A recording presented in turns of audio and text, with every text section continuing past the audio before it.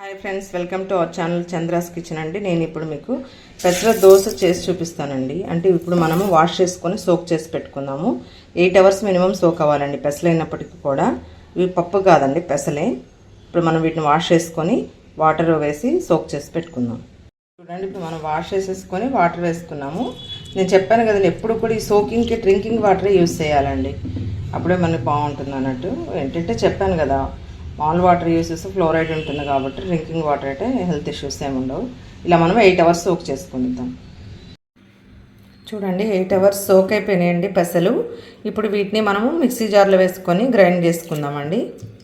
Minimum 8 hours soak అయితేనే దోశకి బాగుంటుందండి. చూడండి, ఇప్పుడు మేము మిక్సీ జార్లో వేసుకున్నామండి పెసలు. దీనిలో ఒక 4 green chilli, curry leaves, 1 spoon జీరా అండి.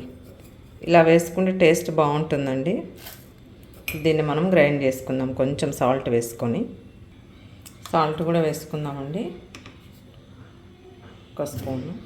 ఇప్పుడు దీన్ని గ్రైండ్ చేసేసుకుందాం. చూడండి, గ్రైండ్ చేసేసుకున్నామండి. మెత్తగా గ్రైండ్ అయిపోయింది. దీన్ని ఇప్పుడు మనం దోశ వేసుకోవచ్చు.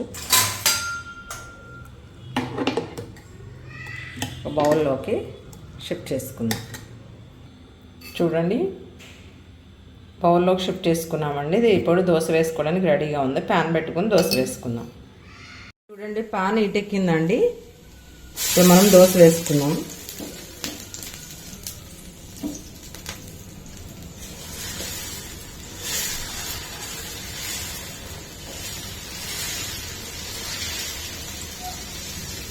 కొంచెం ఆయిల్ వేసుకుందామండి దోశకి. ఇప్పుడు గోల్డెన్ బ్రౌన్ కలర్ వచ్చే వరకు వేగనిద్దాం. ఇప్పుడు వేగిపోయిందండి దోశ. ఇది 1 సైడ్ కాల్చుకుంటే సరిపోతుందండి. చూడండి, ఇలా గోల్డెన్ బ్రౌన్ కలర్ వచ్చింది. ఇప్పుడు మనము తీసేసుకుందాం. స్టవ్ ఆఫ్ చేసుకొని దీన్ని ప్లేట్లోకి సర్వ్ చేసుకుందామండి. దోశ వేగిపోయింది కదండి. ఇప్పుడు మనం ప్లేట్లోకి షిఫ్ట్ చేసుకుందాం దోశని. నేను ఆల్రెడీ అల్లం చట్నీ సర్వ్ చేసి పెట్టుకున్నానండి.